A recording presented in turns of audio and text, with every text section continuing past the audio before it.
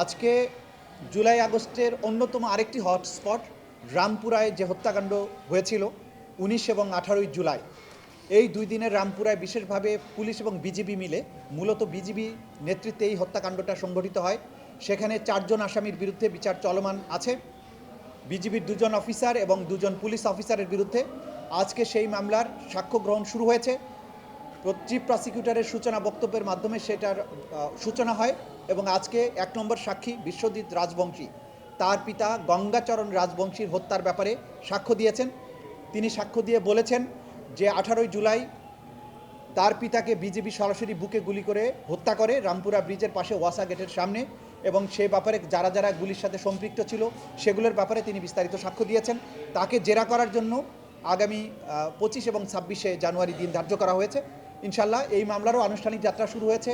বাকি সাক্ষ্যদের উপস্থাপনের মাধ্যমে রামপুরা এলাকার যে হত্যাযজ্ঞ হয়েছিল সেই হত্যাযজ্ঞের সাথে যারা জড়িত তাদের বিচারও নিশ্চিত করা হবে ইনশাল্লাহ। এবং ক্রমান্বয়ে আমরা বলছি যে দুটো মাত্র ট্রাইব্যুনাল, একসাথে সব মামলার বিচার হওয়া সম্ভব নয় হয়তো, কিন্তু ক্রমান্বয়ে ধাপে ধাপে বিজলি কেবলসের স্কিন কোটেড ইনসুলেশন আগুন প্রতিরোধী। বিজলি কেবলস, নিরাপদ আজীবন। বাংলাদেশের যেখানেই মানবতা বিরোধী অপরাধ হয়েছে সেগুলোর বিচার নিশ্চিত করা হবে, এই বার্তা দেওয়ার জন্য যে বাংলাদেশ কালচার অফ ইম্পিউনিটিতে বিশ্বাস করে না, বাংলাদেশ অপরাধীদের ছাড় দেয় না, বাংলাদেশ কোনো অপরাধকে আনচ্যালেঞ্জড ছেড়ে দেবে না। প্রত্যেক অপরাধের বিচার হবে, অপরাধী তার প্রাপ্য শাস্তি পাবেন এবং ভবিষ্যতে অপরাধের রিকারেন্স বন্ধ হবে।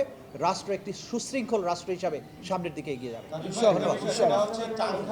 চাংখারপুলে পুলিশের ৩-৪টা লেয়ারের কর্মকর্তা, জয়েন্ট কমিশনার, কমিশনার, ইন্সপেক্টর এবং কনস্টেবল, এই বিচার বা তাদের যদি সাজা হয় বা কী হবে জানি না, এই বিচারের প্রভাব পুলিশ প্রশাসনের উপরে কেমন পড়তে পারে এটা নিয়ে আমরা ভাবছি না, বক্তব্য দিচ্ছেন। আমরা নিয়ে ভাবছি না। আমরা খুঁজি অপরাধ এবং অপরাধী, পেছনে কারা আছেন, কি প্রভাব হবে সেটা তো দেখব না। যখন অপরাধ হবে অপরাধের বিচার করতে হবে, এটা ন্যায় বিচারের দাবি, এটাই সভ্যতার দাবি। এর বাইরে কোনো কিছু কনসিডার করার সুযোগ নেই। ন্যায় বিচার সভ্যতার দাবি, এর বাইরে কোনো কথা নেই। রামপুরায় সূচনা বক্তব্যে চিফ প্রসিকিউটরের বক্তব্য কী ছিল একটু যদি? কোনটা? রামপুরায় আমরা বলেছি যে রামপুরাতে বিজিবি যেভাবে হত্যা করেছে, এই হত্যাকাণ্ডের বর্বরতা, এটা 25শে মার্চ 1971 সালের যে বর্বরতা তার সাথে তুলনীয়।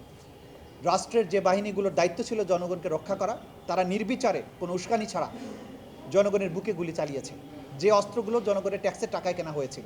সুতরাং একই রকমের দৃশ্যের অবতারণা করেছেন যারা এটা করেছেন, সেটা যে কারণেই করে থাকুন, যে শাসককে ক্ষমতায় রাখার জন্যই করুন, যে স্বার্থের জন্যই করুন, এটা জঘন্যতম মানবতা বিরোধী অপরাধ এবং এই অপরাধের বিচার হতে হবে, বিচার হবে ইনশাআল্লাহ।